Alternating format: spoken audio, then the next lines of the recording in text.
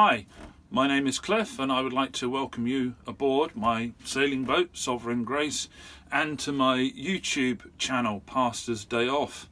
Now before I show you the boat, let me first of all explain the reason for the title, Pastors Day Off. Now as the title suggests, I am a pastor, a minister of religion as many would talk about it, and I work not far from where my boat is moored at St Olave's on the southern Norfolk Broads in the town of Lowestoft, which is the most easterly town in the country. Now, as professions go, it is, like many others, a caring profession. It requires me to spend a lot of time, which I enjoy, working with other people, helping them, in this case, with their spiritual needs. But one of the things that I haven't done, and is quite common in caring professions, I haven't really taken an awful lot of time for myself. And that kind of caught up with me about 6 years ago when I was carted off to hospital with a health scare, unfortunately, many of the aspects, many of the results of which still remain with me today. And so I've learned that it's very important for me to take time for myself, and that's really the message of these videos. It's not just for the sake of boating or showing you what boating is about. It's to try and encourage you to take time for yourself. For me, it is boating. Just over a year ago, I took the plunge. I bought a sailing boat. It wasn't a shot in the dark, as it were. I've been around boats all my life, so this is the fulfillment of an ambition. And for me, it just gives me the opportunity to take time out, to come aside from where I would normally be, what I would normally be doing, and just do something I enjoy, something that relaxes me and helps me to recharge my batteries. And I really trust that if you're watching this, that you will do that yourself, maybe not in boating, but whatever it is you enjoy, and understand the need in yourself to take time off so that you are better equipped to be able to work, to be able to give out in whatever it is that you do. Well, I've said all that. Hope you're still watching. Let me show you the boat. And here she is. She is a 26-foot Pegasus 800 sailing boat, built not very far from here on Orton Broad. She's looking a little bit dirty, a little bit in need of a clean, but that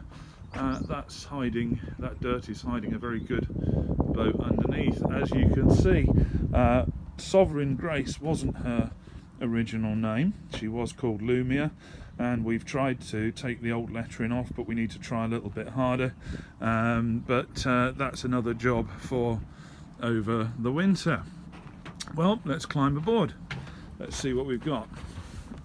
Coming aboard, let's first of all go forward on the boat to the pointy bit at the front, and those of you who know anything about boating will probably observe straight away something that I don't have on this boat. I don't have a roller reefing system, and that's kind of deliberate. Firstly, because the boat didn't come with one, and we haven't got round to fitting one yet. But also, as you can see, we have a mast lowering system. We have this A-frame arrangement, which helps us to be able to lower the mast, because of course we are on a river, and rivers tend to have bridges that you can go under, and so this is a simple means and a very effective means of being able to lower the mast. And this particular system tends to work better if the forestay is able to flex, so having a rigid furling system doesn't really help with that.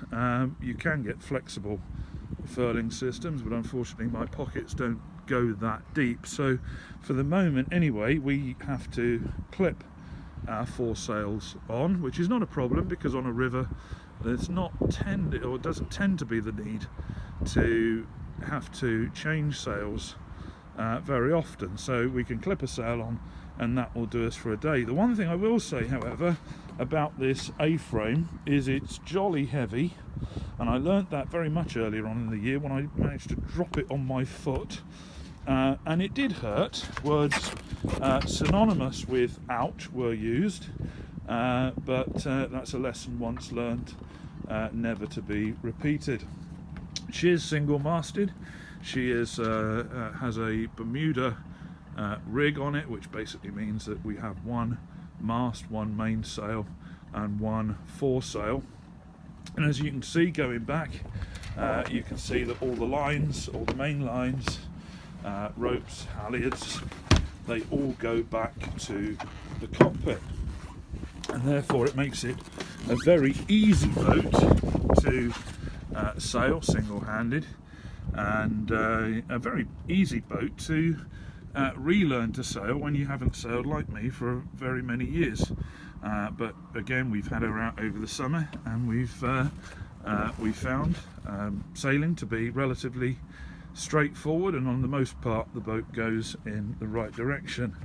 The aft cockpit is quite spacious. In fact, we've had up to 7 people sat in here as we've been going along, and again that makes it very easy for sailing and very enjoyable to be able to just sit out in the open air. Yes, I do have colour coded jib sheets on this boat. That's not because I can't remember my left from my right, it's simply because it looks pretty, it's colourful.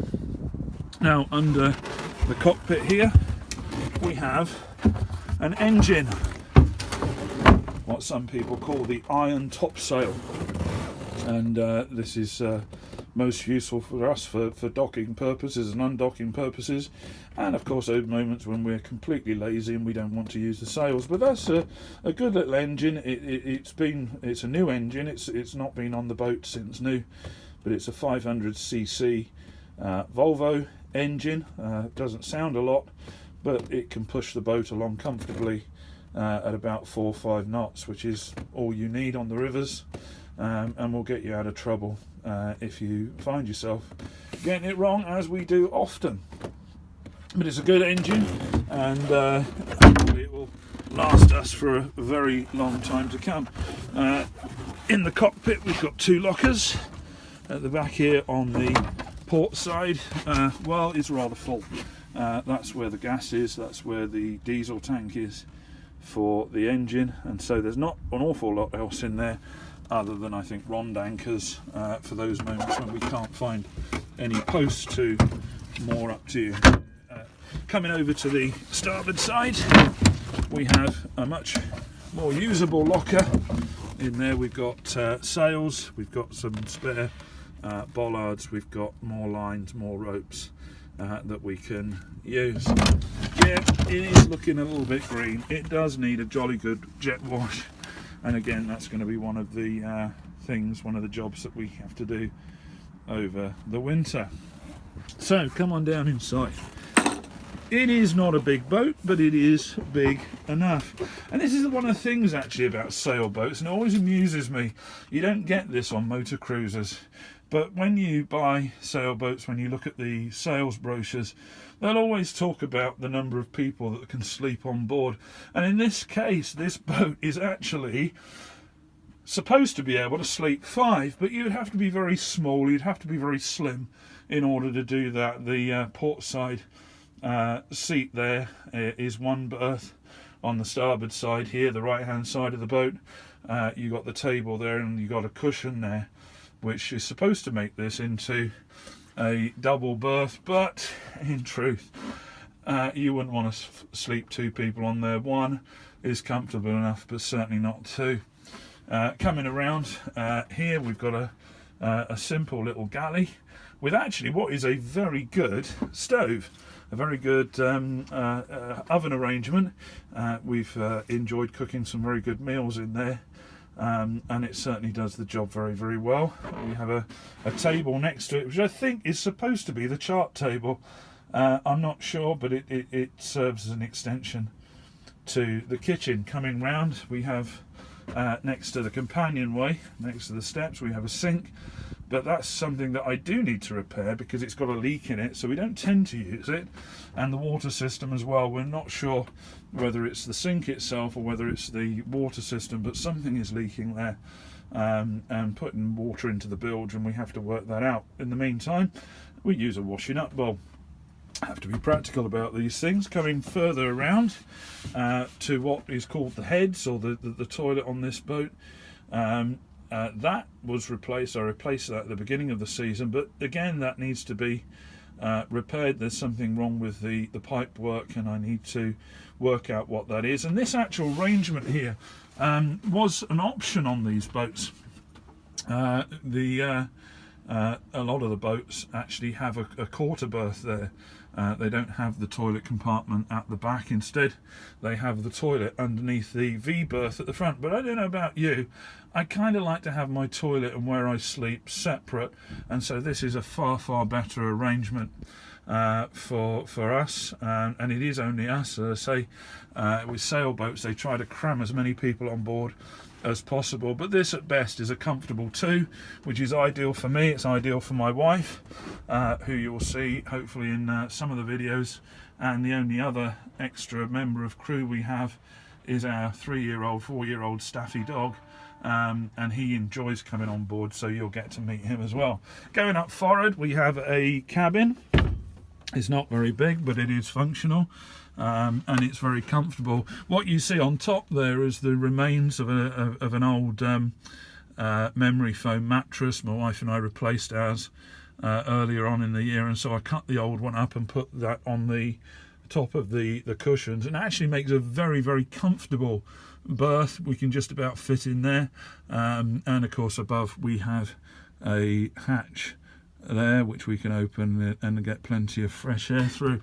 It isn't the best of boats in many ways. It is solid, everything works, but it's tatty. So over the winter I want to freshen up some of the woodwork in here, replace the carpeting on the floor, fix some of these things that aren't working so well, and she'll be a nice boat as well as a serviceable boat. Of course, one of the things that we have fitted, and we will need to, because we did need, because we do plan to hopefully take her out to sea at some point, is a new radio, and that is actually useful on the southern broads, on the Norfolk broads, because of the swing bridges at Somerleyton and Reedham. It is possible to radio to be able to get those to open, but there's another thing that needs repairing. Since fitting it, I realised that I've got some sort of aerial connection problem. I think it's on the deck fitting that needs replacing. So that's another job to do over the summer.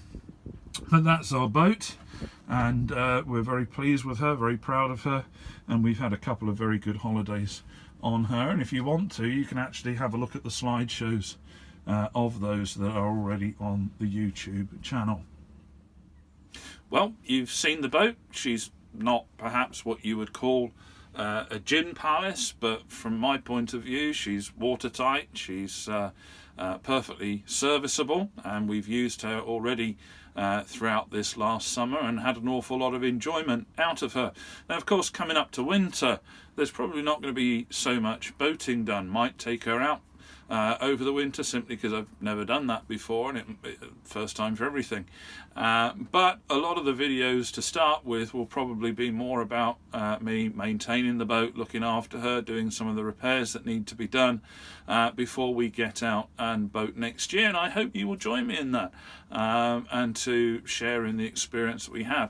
Again, that it might encourage you to do something, whether it's boating or something else, that will give you the opportunity to take time out for yourself. So I hope to see you again, but in the meantime, take time, invest in yourself, and above all, be healthy.